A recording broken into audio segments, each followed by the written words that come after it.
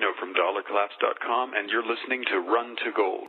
Welcome back to episode 66 of the RunToGold.com podcast. This will be Dr. Edwin Vieira's speech at the GATA conference in Washington, D.C. Dr. Vieira holds 4 degrees from Harvard, including a law degree. He practices before the United States Supreme Court. And I actually had breakfast with Dr. Vieira before he gave this speech, and he truly is one of our national heroes. He has such a keen intellect and is such an ardent defender of freedom. I hope you enjoy it. It's my privilege to address you, ladies and gentlemen, the Quixotes of the world, as we saw a moment ago. I seem to find myself at conferences like this. I've been doing this since the late 1970s. And what does interest me now is we are coming to that interesting political and economic context in which it's all coming together. Now, my topic is constitutional perspectives, and therefore I have to talk about both silver and gold, because in the constitutional system we're not under a gold standard per se, but under what I like to call a dual metallic system. Silver and gold are not merely valuable commodities, they're not merely investments, they're not even merely media of exchange. More importantly, they are key checks and balances in America's legal and political institutions. So the fight against silver and gold as money that has been waged by bankers and rogue politicians since the 1870s as to silver and the 1930s as to gold, and will intensify as fiat currencies collapse throughout the world, is ultimately directed against America's national independence, her constitutional government, and every common American's individual liberty and prosperity. The Constitution of the United States adopted a monetary system consisting of silver and gold, in which the standard is the silver dollar, containing 371¼ grains of fine silver, and the value of the gold coins are to be measured in dollars according to the free market's rate of exchange between silver and gold. So it's fundamentally a free market system. Neither the general government nor any state is authorized to emit paper currency. These restrictions prevent rogue politicians and officials from turning public debts into currency as a means for redistributing wealth from society to political elitists and their clients and special interest groups. Furthermore, although the Constitution does not mention banks, either public or private, its only correct construction requires separation of bank and state, extirpation of all inherently fraudulent fractional reserve banking systems, and rigorous regulation of all other arrangements that might operate fraudulently. I wrote a book on this subject a few years ago. It's 1,700 pages. I won't try to encapsulate it today. Shortly, it's coming out in a CD version. But since the 1800s, early 1800s in fact, politicians and bankers have steadily subverted the Constitution by forging an increasingly tight relationship between bank and state. Through the grant of one abusive special privilege and another, politicians have immunized fractional reserve banking against the just economic and legal consequences of its own inevitable failures, so that public officials and bankers could turn both public and private debts into currency, thus separating the supply and the purchasing power of currency from the economic discipline of the free market, and rendering those matters largely political in nature. Under the Federal Reserve System, Americans no longer enjoy money in the economic sense, but are subjected to what must be denoted political currency, with emphasis on the adjective. Political currency is emitted on the basis of political debts, that is, either public debts or private debts for the payment of which the creditors expect public bailouts if the debtors default. Ultimately, the Federal Reserve System is inherently unstable and must lurch from one self-generated crisis to another, each increasing in severity until the house of cards finally self-destructs. Having separated society's medium of exchange from the production of real goods and services in the free market, and instead linked the currency to creating, packaging, marketing, servicing, and eventually salvaging political debts, the Federal Reserve System encourages, facilitates, and rewards irresponsibility on the part of both lenders and borrowers in the private as well as the public sector. Now, in order for those who benefit from this system to continue to loot society, the supply of political currency must continually expand. For that supply to expand, political debts must increase. True enough, political debts can increase, even geometrically, because political currency can be created, as the saying goes, out of nothing. But real wealth cannot be generated simply by the emission of paper promises. Neither can new paper promises pay off old ones. So, avarice being unlimited, insatiable, and imprudent, the whole operation must accumulate and culminate in an unsustainable burden of debts that either implodes in a depression or explodes in hyperinflation, or one followed by the other. Although the Federal Reserve System is fatally flawed, the wealth and power of elitists in high finance, big business, and the political class depend upon maintaining it, or replacing it in a timely fashion with something of equal serviceability for their ends. As it cannot long be maintained, it must and soon will be replaced. But with what remains a matter for speculation. Not open to the slightest doubt, however, is that as crises have rocked this system, the establishment has always moved farther away from the Constitution to shore up the banking cartel, and always at common Americans' expense.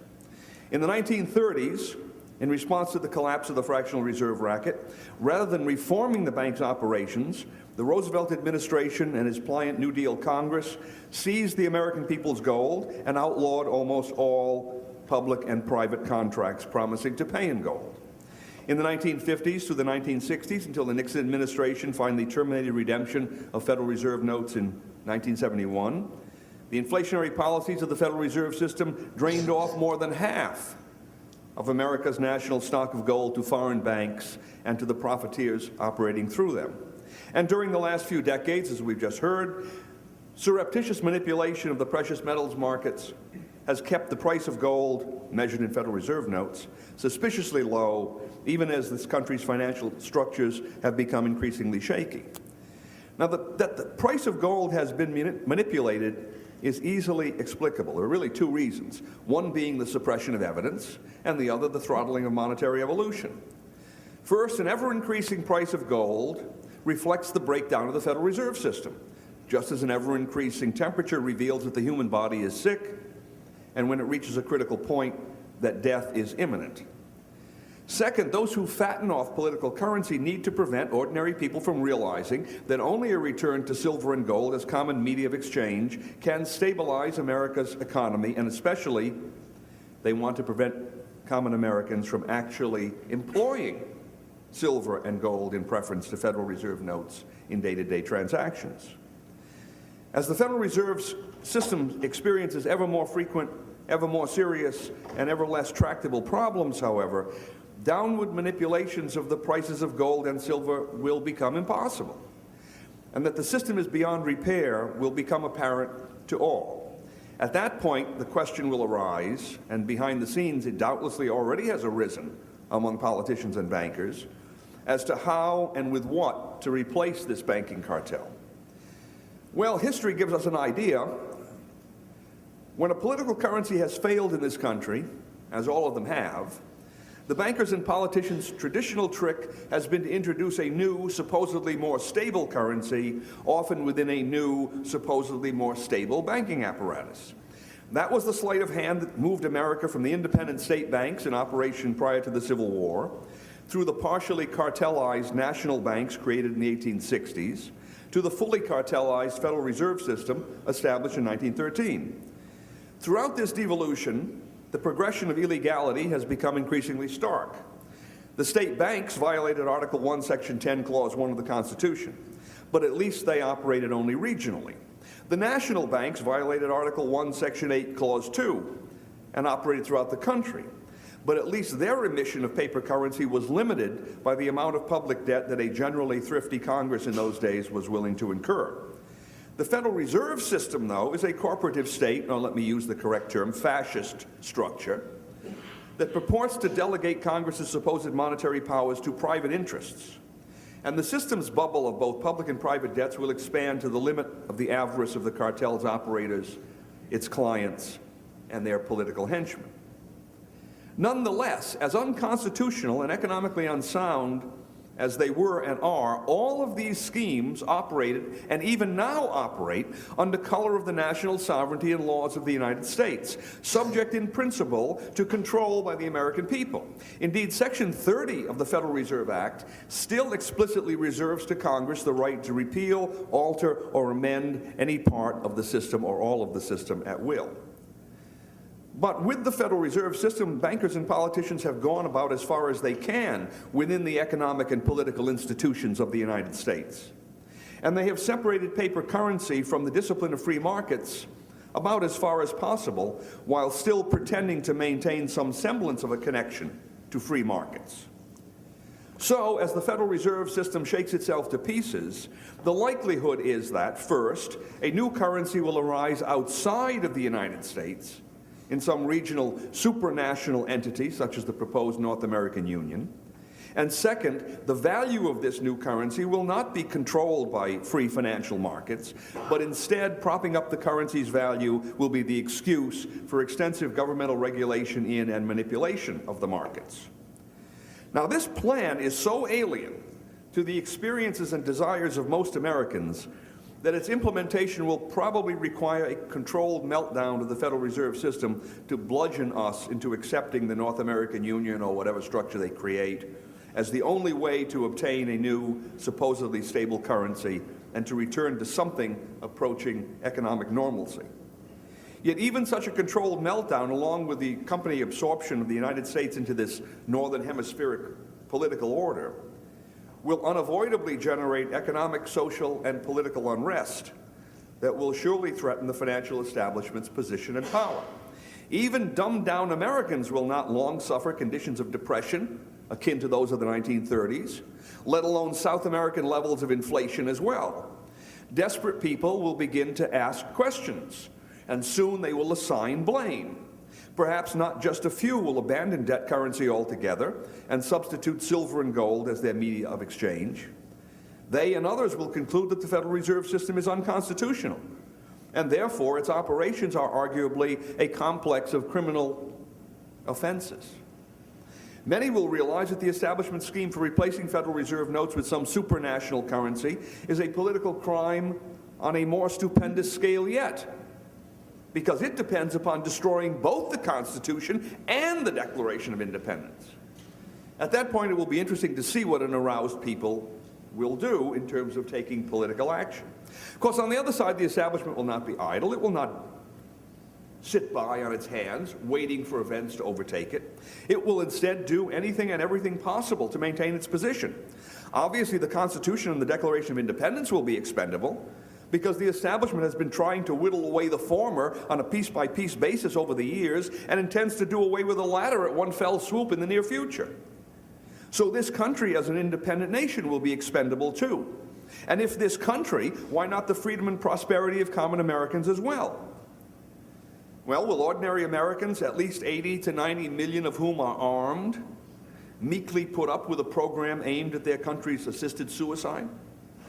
Why should they when they have nothing to lose, economically or politically?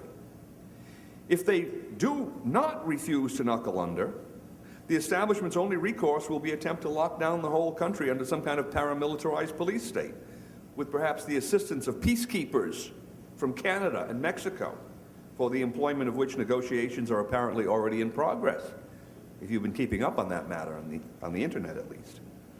That is why some observers conclude that the paranoia that is being generated by politicians and the big media over Homeland Security, and the frenetic paramilitarization of law enforcement agencies at the national, state, and even local levels in the name of Homeland Security, are not caused by or aimed at foreign terrorists at all, but instead target ordinary Americans in their own hometowns.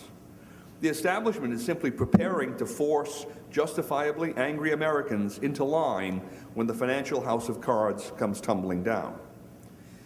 And Americans will not be the only victims of this repression. The establishment must prevent other peoples in other parts of the world from jumping off the financial treadmill of political currency. That will require the use not only of economic and political pressure, but also, and I would say indeed, especially, military coercion, for the provision of which, of course, the establishment will attempt to force Americans to pay and to send their sons and even their daughters off to fight and die and be maimed and poisoned in foreign lands. So little good will do us or the country for an ounce of gold to soar to $2,000 or $3,000 or higher, and for silver to increase in value proportionately too, if the ultimate consequences turn out to be a police state in this country, then a supranational regime replacing the United States, accompanied by endless military conflicts throughout the world. In the grand scheme of things, gold and silver are far less important as economic investments or hedges against hyperinflation or depression than they are as guarantors of individual freedom. And then, to the fullest extent, only when they are actually used as media of exchange throughout society. Silver and gold, as currencies, supply the foundation necessary for economic democracy and limited government, whereas fiat currencies inevitably and invariably function as the tools of fascism, socialism, and every other form of financial imperialism. Thus, the fight over gold and silver as media of exchange is about more than mere money, let alone making money, because it is a fight with only two possible outcomes. Either control of their own lives by the people themselves in this country and the rest of the world, or control of the people and their lives by political and economic elitists. To achieve the first and to avoid the second, no price will be too great to pay. Thank you. Well, thanks for listening to the RunToGold.com podcast. I hope you enjoyed that special treat from Dr. Vieira. I want to say one thing. These guys are pretty serious players in our industry. We provide links from this website to their websites. Take a look at what Trace Meyer has to say at his website, RunToGold.com.